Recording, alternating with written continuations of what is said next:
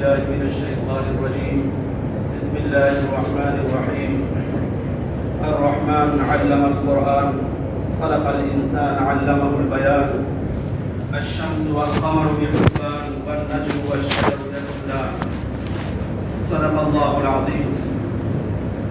اللہ رب العزت کا ارشاد ہے کہ بے حد مہربان اللہ نے قرآن سکھایا، انسان کو پیدا کیا اور اس کو بولنا سکھایا، اور سورج اور چاند ایک نظام کے پابند ہیں، اور ستارے اور درخت سب اللہ رب العزت کے سامنے سجدارے ہیں. حضرات، آج کل ملکی اور بین الاقوامی میڈیا میں چندریان 3 کا بڑا تذکرہ ہے اور اس کا چرچا ہے. ظاہر ہے کہ یہ ملک کی بہت بڑی کامیابی ہے کہ اس نے چاند تک رسائی حاصل کر لی، اور یہ خوشی کا موقع ہے. چاند اور زمین کی مسافت کے بارے میں سائنسدانوں نے جو بات کہی وہ یہ کہ 3,84,000 کلومیٹر کی مسافت ہے جو چاند اور زمین کے درمیان پائی جاتی ہے. یہ سفر جو چندریان کا ہوا وہ اپنے لحاظ سے معنویت رکھتا ہے، اہمیت رکھتا ہے، اور ملک کی ٹیکنالوجی کو اور اس کی قدرتی اور صناعی کو بڑھانے میں بہت معاون ہے.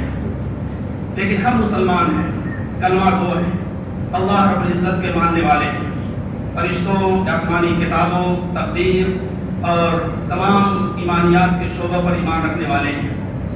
ہم غور کریں کہ اسلامی شریعت چاند کے حوالے سے کیا باتیں ہمیں بتاتی ہے، قرآن کریم چاند کے حوالے سے کیا ہمیں تعلیمات دیتا ہے. اگر قرآن کریم کا مطالعہ کیا جائے تو معلوم ہوتا ہے کہ 27 مرتبہ پورے قرآن کریم میں چاند کا تذکرہ آیا ہے، اور یہ مختلف انداز میں، مختلف اسلوب میں، مختلف صورتوں میں اللہ تعالیٰ نے چاند کا تذکرہ فرمایا ہے. سب سے پہلی بات یہ ہے کہ چاند اور سورج یا جتنی بھی مخلوقات زمین و آسمان میں پائی جاتی ہیں یہ سب اللہ رب العزت کی پیدا کی ہوئی ہے. یہ دیوتا نہیں ہے، یہ معبود اور مسجود نہیں ہے. ان کے سامنے اسلامی شریعت کے لحاظ سے جھکنا اور ان کی عبادت کرنا جائز نہیں ہے. کائنات میں اللہ تعالیٰ نے 2 طرح کی مخلوقات پیدا کی ہیں. ایک مخلوق وہ ہے جو بے اختیار ہے، اور دوسری مخلوق وہ ہے جو با اختیار ہے. بے اختیار جو مخلوق ہے اس میں زمین ہے، آسمان ہے، سورج ہے، چاند ہے، پیڑ ہیں، پودے ہیں، اور یہ تمام حیوانات ہیں. اللہ تعالیٰ نے جس نظام پر ان کو لگا دیا ہے اس پر وہ چل رہے ہیں. ان کو کہا جاتا ہے مخلوق المسیر. ایسی مخلوق ہے جن کو ایک نظام پر لگا دیا گیا اور وہ چل رہے ہیں. دوسری مخلوق وہ ہے جو انسان کی شکل میں ہے، اور وہ مخلوق ہے مخیر، با اختیار مخلوق ہے. اور اللہ تعالیٰ نے اس کے حوالے سے سارے احکامات اور ساری شریعت ان کے سے متعلق کی ہے. قرآن کریم میں سورہ یاسین میں اللہ تعالیٰ نے فرمایا وَالشَّمْسُ تَجْرِي لِمُسْتَقَرٍّ لَهَا ذَلِكَ تَقْدِيرُ الْعَزِيزِ الْعَلِيمِ. سورج اپنے مدار کی طرف، اپنے مستقر کی طرف چلا جا رہا ہے، اور یہ اندازہ ہے اس رب کا جو علیم ہے اور حکیم ہے، یعنی حکمت والا اور علم والا ہے. اس آیت میں جہاں نظام فطرت کو بیان کیا گیا ہے وہی حضرت مولانا رحمۃ اللہ علیہ فرمایا کرتے تھے کہ جس طرح سے اس کائنات کا سورج ہے ایسے ہی ہماری دین کا بھی ایک سورج ہے، ہماری شریعت کا بھی ایک سورج ہے، اور وہ ذات رسالت ہے جناب محمد رسول اللہ صلی اللہ علیہ وسلم. تو جس طرح سورج اپنے مشرق سے نکلتا ہے اور مغرب میں ڈوبتا ہے، ایسے ہی اللہ کے رسول صلی اللہ علیہ وسلم کے بعد آپ کے خلفاء، خاص طور سے خلفائے اربعہ، یہ ایسے ہیں جو ترتیب کے لحاظ سے اپنے نظام کی طرف، اپنے مستقبل کی طرف چلے جا رہے ہیں. تو جو ترتیب خلافت ہے وہی ترتیب فضیلت ہے.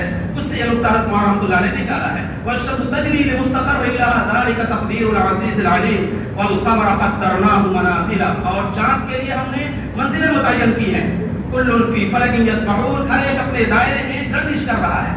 اور چاند کے سلسلے میں آرَقَ الْعُرْجُونِ الْقَدِيمِ. ایک مرحلہ آتا ہے کہ چاند بہت پتلا ہو جاتا ہے، سوکھی چہری، اور ایک مرحلہ آتا ہے جب 14ویں رات کا چاند ہوتا ہے، بہت چمکدار، روشنی بکھیرتا ہوا، اور نور کا حالہ اس کے سامنے ہوتا ہے، اور پھر وہ ہر طرف سے احسنت اور آفرین کی صدا بلند ہوتی ہے. تو چاند کا یہ تصور ہے جس کا تذکرہ قرآن کریم میں کیا گیا ہے سورہ یاسین میں.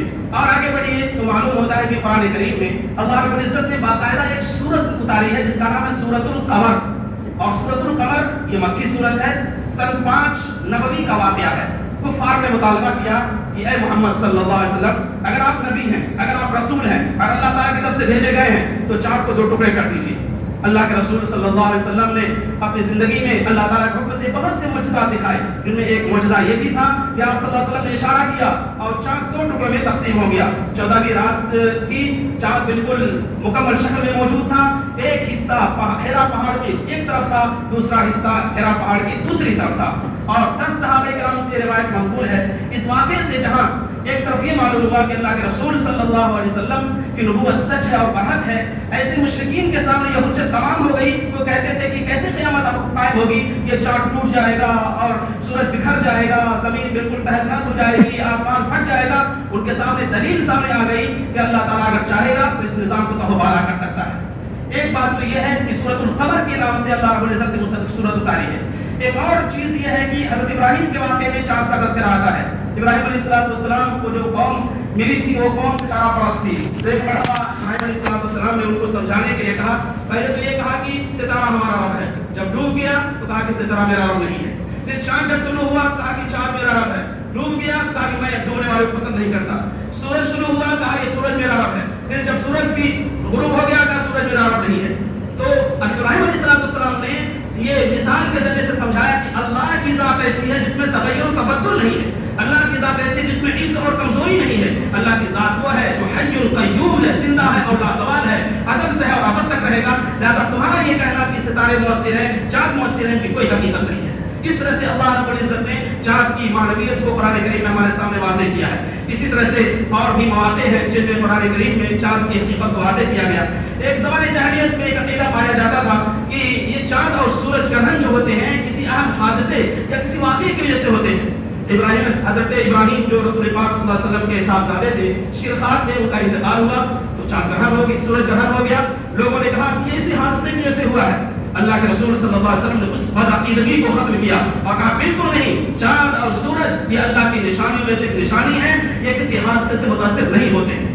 آج چاند پر کمندیاں ڈالی جا رہی ہیں اور اس کے علاوہ چاند تک پہنچا جا رہا ہے، بہت مبارک ہو۔ اقبال نے تو کہا تھا کہ ٹوٹنے والے ستاروں کی گزرگاہوں کا اپنے افکار کی دنیا میں سفر کر نہ سکا، اپنی حکمت کے خم و پیش میں الجھا ایسا آج تک فیصلہ نفر و ضرر کر نہ سکا۔ ہونا یہ چاہیے کہ انسان کی طرح زمین پر چلنا سیکھے، پہاڑوں پر چلا جائے اور فضا میں تیرنے لگے اور تالابوں میں جائے، سمندروں میں جائے، یہ سب کمال اپنی جگہ پر مبارک ہو، لیکن انسان کی طرح انسان کو سے چلنا نہیں آئے تو اس کی انسانیت کا کوئی فائدہ نہیں ہے۔ اللہ رب العزت نے انسان کو اشرف المخلوقات بنایا ہے تو اس کے لیے یہ سب سے بڑی چیز ہے، اس کے بعد ساری ترقیاں مبارک ہو۔ اللہ تعالیٰ ہر ایک کے لیے خیر مقدر فرمائے اور ہمیں صحیح کام کی توفیق